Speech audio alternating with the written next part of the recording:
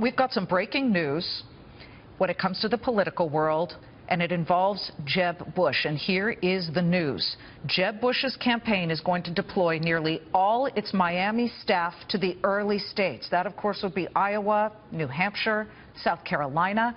We're going to get to that in just a moment. We're getting more as I speak. But Donald Trump is also turning up the heat on Democratic frontrunner Hillary Clinton, bringing up her husband Bill Clinton's affair this morning again at a rally in South Carolina. He explained to supporters why he felt he had to do it.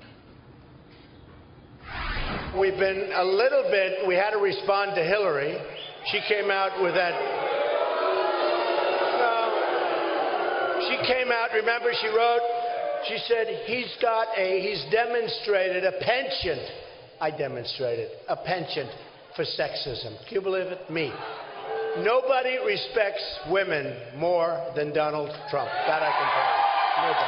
And I did have to mention her husband's situation.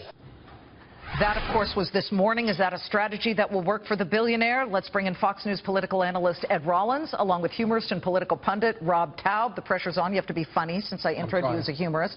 Let's get first to the Jeb breaking news here. Ed, what does this mean for Jeb Bush? He is now taking his Miami staff from his headquarters and moving them. Is that normal? Is that a sign of desperation? It's not unusual because you need bodies. When you get to a place like Iowa, it really had no operation. You have 1,000 plus precincts that you have to have people to bring out people and to perform for you. And there's 99 counties. I think there's 1,061. Something like that, precincts. So it's not unusual. I don't think it's any big deal. Although the big deal is that he's way behind in both those states, so it won't make a whole lot of difference. So he's not giving up on Miami, though. Oh no, Miami is not till March 15th, and that's like the Alamo. He's got to do well there. Okay, let's get to Donald Trump. Yes. Rob, Donald Trump he's going there. He is really continuing to attack Bill Clinton, who arguably is one of the more popular presidents in the last 50 years. Is this strategy going to work for him, or will it only perhaps backfire on him? What do you think? It's going to fail miserably. Bill Clinton is revered, and first of all, so he had a mistress, or a number of them. So did FDR, so did Eisenhower, so did John F. Kennedy. They're all beloved presidents. I think Donald Trump, I'll give you a name, Morton Downey Jr. Donald Trump is the Morton Downey Jr. of politics.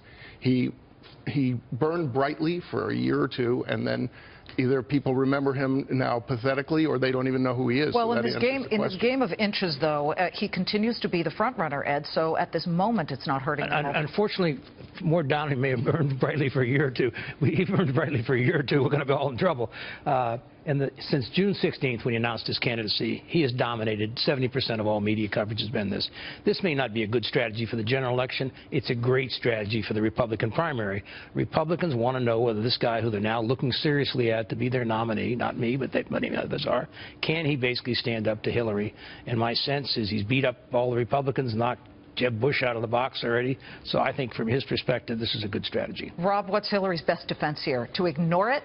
I think not to address it briefly, but not for a sustained period. And she should talk about issues and policy, which is something Trump never discusses. And quickly, Ed, last time you were here, or 2 times ago, I believe, you called Scott Walker exiting the race. Since then, Governor Pataki's out. Who's next to leave?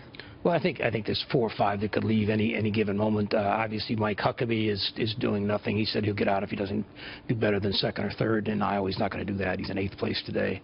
My sense is the bottom of that list. You really have 3 serious candidates at this point in time. That's Cruz, Bush, and Rubio, and the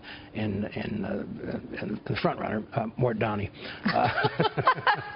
Okay, you called him Morton Downey, and Rob, who do you think is out next? Without the cigarettes. Who's out next? Quickly. Jeb. Well, not okay. Huckabee, yes, I agree, but I think Jeb is just hanging on to because of the big donors that he had. I just think he's just not going anywhere, and I think he can't be resurrected. I think Rex Ryan has a better chance of winning a Super Bowl. Well, oh, man. That's not a very good chance. Listen, that's not a very good chance, exactly. Thanks to both of you. Thank you. It's great to see you. Rob, Ed. Happy New Year. Happy New Year. Thank you. Love having you on.